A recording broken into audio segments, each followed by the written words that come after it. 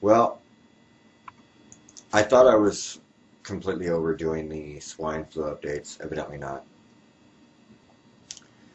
Seattle for Truth has been doing some updates on the Ukraine situation that we've all been hearing about. Um, I have some new information. Uh, you can check out Seattle for Truth, his site on YouTube, and check out his videos. He's doing some reporting basically on the idea that he's taking news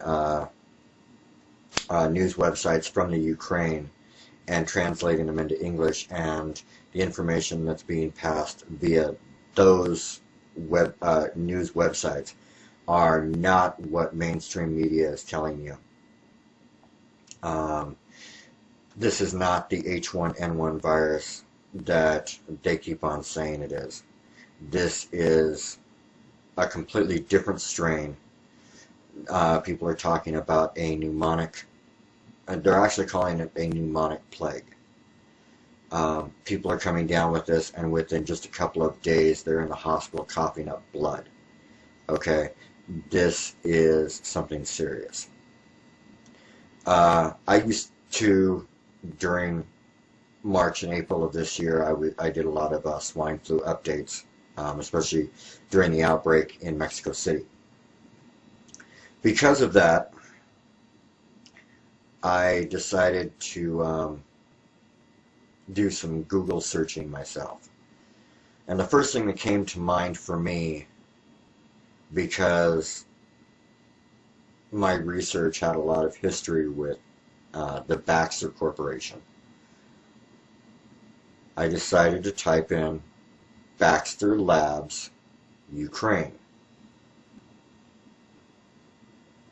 See, we found out right after the outbreak in Mexico City that Baxter Labs literally had a lab outside Mexico City. The reason we searched for that information was, well, it was obvious.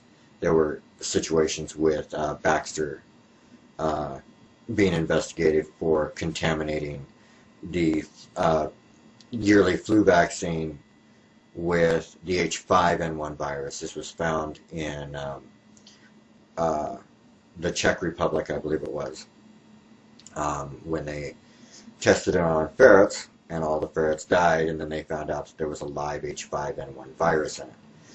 There is a Baxter lab in the Ukraine. The reason I can verify this is because when I Googled Baxter Lab and the Ukraine, I came up to a website called rense.com, R-E-N-S-E.com. It's a gentleman that has done a paper, or an editorial, Has Baxter Released a Bioweapon in the Ukraine? By David Roth Scum. And it is dated 11/2/09. This man gives evidence and all of his source material via websites confirming that Baxter is responsible for this. Baxter couldn't do it with the H5N1 tainted vaccine. They got busted. They tried with the H1N1 vaccine.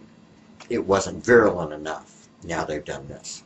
His source for that information is basically a story that came out in August of this year. This is how he refers to it. A bizarre story emerged on the internet. The news was full of reports on a man suspected of making a man named Joseph Moshe, who was arrested after hours-long standoff with the police because he had supposedly made threats against the White House. The man was able to withstand multiple rounds of tear gas, which left LA police officers amazed. However, the internet community was very skeptical of the reasons behind the man's arrest. Comments on the Huffington Post website immediately began pouring in about an unreported side of this story, namely that Joseph Moshe was a Mossad agent who specialized in biological warfare and who called into a radio show to warn people about a biological weapon that was being made by Baxter International that would be spread through vaccine and would cause a plague upon its release. Although anyone can make a doomsday claim, we should never believe anyone. And it must be said that the Truth Movement handled it very well. The message was spread without being proclaimed as gospel. The amazing part of Moshe's claim was the location where Moshe said the biological weapon was being produced. Moshe claimed that Baxter Laboratory in the Ukraine, out of all places, was creating this biological weapon. All of this came out in the beginning of August, which is just over 2 months before the situation that is currently unfolding. For Moshe to correctly name the country where the epidemic would be unleashed requires either inside information or an incredible coincidence, as anyone with basic knowledge of statistics can confirm for his or herself. And not only that he would know the exact location of where it would be released, but who was releasing it.